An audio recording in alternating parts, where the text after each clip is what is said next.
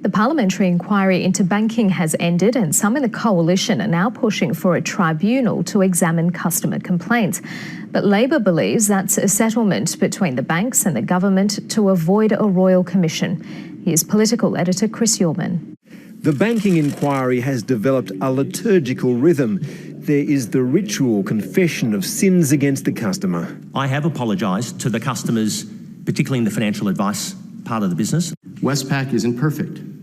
In recent years, we've had operational errors, and we apologise for those. There is the hope of redemption. For bankers, trust is the currency that matters the most. In recent years, it's clear that a trust gap has opened up, and we as an industry and as individual banks need to work harder to close that gap. But there are reasons to question whether the sinner has actually repented. How many senior executives have been terminated as a result of these behaviours in your wealth management division? I don't think there's any. The coalition is pushing for a banking tribunal. One other question on the potential of a banking tribunal. Well, Mr Kelly, I think you raise a good point. But Labor wanted to know if the tribunal had been cooked up at a meeting between the Treasurer and the Big Four chiefs. The tribunal was mentioned in passing. Okay, and did those discussions also include, as one of the topics, avoiding a royal commission?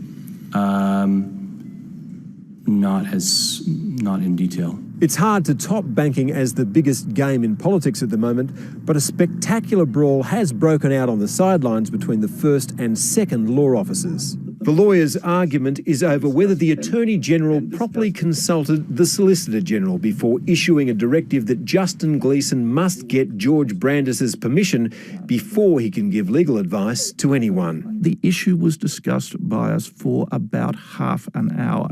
In an extraordinary submission to a Senate inquiry, Mr Gleeson confirmed a meeting, but said at no time was there a discussion of restricting access to the Solicitor-General to give legal advice. Labor says the attorney has misled Parliament. I've called on him to resign. Mr Gleeson wants the directive withdrawn, noting the independence of the Solicitor-General is of exceptional importance.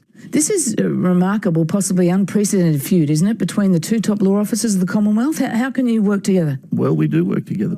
It seems likely the Senate will overturn the directive. Chris Yorman, ABC News, Canberra.